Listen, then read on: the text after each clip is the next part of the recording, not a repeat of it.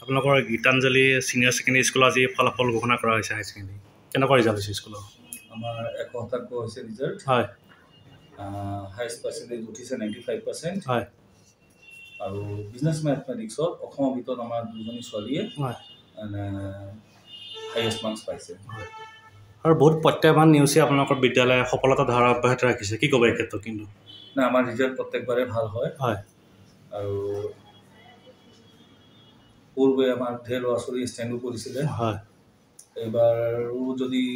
স্থানটো লৈ থকা হয় আমাৰ নিশ্চয় 2-3টামান ওলালে হয় মই ভাবোঁ 95% কমাৰ্চৰ কাৰণে হাইয়েষ্ট হ'ব লাগে অসমত কিন্তু এতিয়াতো ক'বও নোৱাৰি হয় এইকাৰণে যি আছে ঠিক আছে অসম চৰকাৰ শিক্ষা নতুন শিক্ষা নীতি নতুন বা ৰেংকিং চিষ্টেমটো নাইকিয়া কৰিছে এই ক্ষেত্ৰত আপোনাৰ মতামত কি এবাৰ মানে অন্ততঃ 3টামান দিব লাগিছিলে হয় আৰু মানে যেনেকৈ UPSC পৰ্যন্ত দিয়ে ৰেংকিং হয় আৰু মেট্ৰিকতো দিছে 3টা হয় CBSEও সব প্ৰত্যেকবাৰ দি আছে হয় এইবাৰো কি জানি দিব কিন্তু একেৰে উঠাই দিয়াটো মোৰ মতেদি ভাল হোৱা নাই অন্ততঃ 3টা হ'লেও দিব লাগিছিলে বা 3টাও যদি নোৱাৰিলে এটা অন্ততঃ হ'লেও অসমৰ ভিতৰত হাইয়েষ্ট কোনে পালে সেইটো ৰাইজে গম পাব লাগে আৰু শিক্ষামন্ত্ৰী কৈছে স্কুল বিদ্যালয়ৰ যিন ৰেংকিং পায় উৎসৱ পাতিব উৎসৱমুখ পৰিৱেশ পাতিব বিৰত ৰাখিব দিছে সেইকাৰণে মানে ৰেংকিংটো ঠাইছে কি বহুত কথাটো ঠাইছে এইটো মানে একচুৱেলি মই নাভাবোঁ মানে ল'ৰা ছোৱালীয়ে খুব কষ্ট কৰে সিহঁতৰ মানে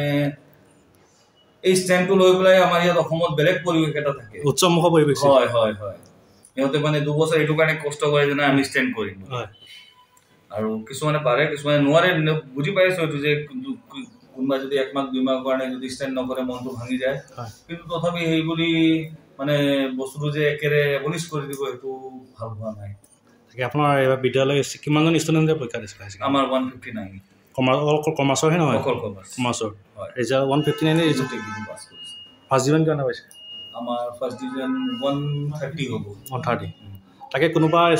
ইচ্ছুক যদি ছাত্ৰ ছাত্ৰীয়ে কমাৰ্চত নামভৰ্তি কৰিব বিচাৰে তাকে আপোনাৰ যোগাযোগ নম্বৰটো জনাই দিলে ভাল হ'ব হয় নম্বৰ